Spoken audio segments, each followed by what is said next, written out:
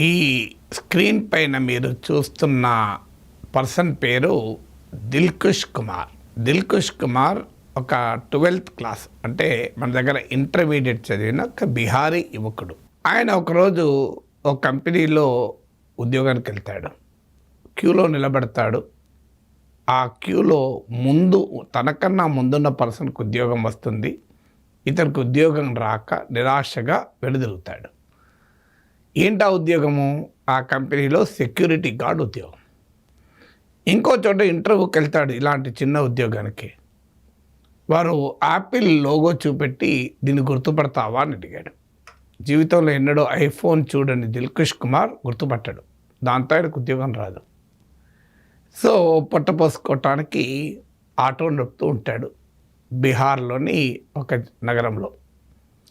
So auto నడుపుతున్న సమయంలో తాను చూసిన, తాను గమనించిన, తన చుట్టూ ఉన్న వారు చేస్తున్న కంప్లైంట్ ఆయనకు ఒక రకమైన లెసన్గా మారిపోతుంది. ఏంటా కంప్లైంటు? దూర ప్రాంతాలకు వెళ్ళాలి అంటే రిలయబుల్ ట్యాక్సీ సర్వీస్ ఉండదు. సేఫ్గా రిలయబుల్గా తీసుకెళ్ళేది. ఒకవేళ ట్యాక్సీ మాట్లాడుకున్నా పోను రాను పే చేయాలి. అది కాస్ట్లీ అయ్యేది. ఒక్కరు వెళ్ళినా కూడా టోటల్ ట్యాక్సీ ఖర్చు కట్టాలి. దీంతో ఆయనకు ఐడియా వచ్చి రోడ్ బెస్ అనే ఒక కంపెనీ పెట్టాడు. ఇది ఏంటంటే సొంత ట్యాక్సీలే ఉండవు, సొంత కార్లే ఉండవు. బీహార్లో తన నెట్వర్క్ ఆఫ్ ట్యాక్సీ సర్వీసెస్ అంటే నమ్మకస్తులైన సర్టిఫైడ్ ట్యాక్సీ డ్రైవర్లను ఐడెంటిఫై చేసుకొని వారిని ఒక నెట్వర్క్గా ఏర్పాటు చేసుకొని ఓన్లీ వన్ సైడ్ పే చేసేలా, అంటే రెండు వైపులా పే చేయాల్సిన అవసరం కూడా లేదు. అంటే ట్యాక్సీ అవసరమైన వారిని, ట్యాక్సీ నడిపే వారిని లింక్ చేశాడు. ఇప్పుడు మన చుట్టూ చూసే కార్ పూలింగ్ సర్వీసెస్ మన దగ్గర కూడా చూస్తూ ఉంటాం. ఇంకా ఫుల్ ఫ్లెడ్జ్గా డెవలప్ కాకుండా కాస్త ఇప్పుడు బ్లా లాంటివిలో కార్ బుక్ చేసుకొని ఎవరైనా కారు వెళ్తున్నారంటే బ్లాలో పెట్టుకుంటే వెళ్ళే వాళ్ళు బుక్ చేసుకోవచ్చు. సో అలాంటి సర్వీస్ను ఒక సిస్టమేటిక్గా మొదలుపెట్టాడు. అంటే ఒక ప్లేస్ నుంచి ఇంకో సిటీ నుంచి ఒక సిటీకి వెళ్ళాలంటే 50 కిలోమీటర్స్ కన్నా ఎక్కువ దూరం ఉన్న వాటిని ఓన్లీ వన్ సైడ్ ఛార్జ్ కట్టి వెళ్ళిపోవచ్చు. సో రిటర్న్ కూడా కస్టమర్స్ అతనికి దొరుకుతారు ఇతనే నెట్వర్కింగ్ కనుక అలా స్టార్ట్ చేశాడు. ఆ తర్వాత ఇది 2016లో స్టార్ట్ చేశాడు. 2021లో షార్క్ ట్యాంక్ మీకు తెలిసే ఉంటుంది, స్టార్టప్ ఫండింగ్కు ఉండేటువంటి ప్లాట్ఫామ్. సో షార్క్ ట్యాంక్కి వెళ్ళాడు. తన 5% వాటా కావాలి తన కంపెనీలో అంటే 50 లక్షల ఫండింగ్ చేయాలని. అందులో పార్టిసిపేట్ చేసిన బిగ్ ఎంటర్ప్రినర్స్ రితేష్ అగర్వాల్ అని ఓయో కంపెనీ ఓనరు, అలాగే మీకు నమతా థాపర్ అని ఎంక్యూర్ ఫార్మాసిటికల్స్ ఓనరు ఇతని ఐడియా నచ్చి అందులో 5% డీల్ కుదుర్చుకుంటారు. అలా స్టార్ట్ అయినటువంటి దిల్కుష్ కుమార్ ఫోర్బ్స్ ఇండియాలో వచ్చిన కథనం ప్రకారం 400 కోట్ల వ్యాపారం. సో అనేక కోట్ల వ్యాపారానికి ఇప్పుడు నాయకత్వం వహిస్తున్నాడు. తన కంపెనీకి తానే CEO. So local rental services, car pooling, taxi pooling. దీంతో ఇప్పుడు బీహార్లో ఒక 2021లో ఒక యాప్ ప్రారంభించి బీహార్లోని అన్ని సిటీస్లో ఉన్న ట్యాక్సీ డ్రైవర్లను డ్రైవింగ్ సర్వీసెస్, ట్యాక్సీ సర్వీసెస్ వాడేవారిని నెట్వర్క్ చేశాడు. సో సొంతగా ట్యాక్సీలు ఏమి లేవు, కానీ బీహార్లో ఉన్న అన్ని సిటీలలో ఉన్నవారిని నెట్వర్క్ చేశాడు.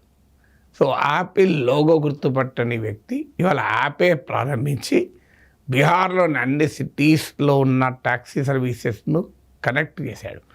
తర్వాత ఒక కొత్త ఆఫర్ కూడా పెట్టాడు. రోడ్ బేస్ డ్రైవర్ ఫాల్ట్ వల్ల ఎవరైనా ఫ్లైట్ మిస్ అయితే ఆ రోడ్ బేస్ కంపెనీయే ఫ్లైట్ టికెట్ కొనిస్తుంది. సో బీహార్లో ఏ ట్యాక్సీ సర్వీస్ కూడా ఈ స్థాయిలో ఆఫర్ ఇవ్వలే. ఇది ఏంటంటే నమ్మకం క్రియేట్ చేయడానికి. ఇప్పుడు మీరు ట్రైన్కి వెళ్తారు, ట్రైన్ మిస్ అయితే నీకు ట్రైన్ టికెట్ నేను పే చేస్తాను అన్నారనుకోండి, ఆ ట్రైన్ టికెట్ పే చేయాల్సిన అవసరం వస్తుందా లేదా అన్న తర్వాత సంగతి, కానీ నమ్మకం పెరుగుతుంది కదా. అంటే ఇతను చాలా కరెక్ట్గా తీసుకొస్తారని. ఇప్పుడు మనకు స్టేషన్కి వెళ్ళాలి, ట్యాక్సీ బుక్ చేసుకుంటాం, టెన్షన్ పెరుగుతూ ఉంటుంది. ట్యాక్సీ కరెక్ట్ కాదు, కరెక్ట్ అయిన వాడు కట్ చేస్తాడు, మధ్యలో ట్రాఫిక్ జామ్ అవుతున్న భయం, ఏమవుతుందో స్టేషన్కి చేరుతామా లేదా అనేది ఒక టెన్షన్.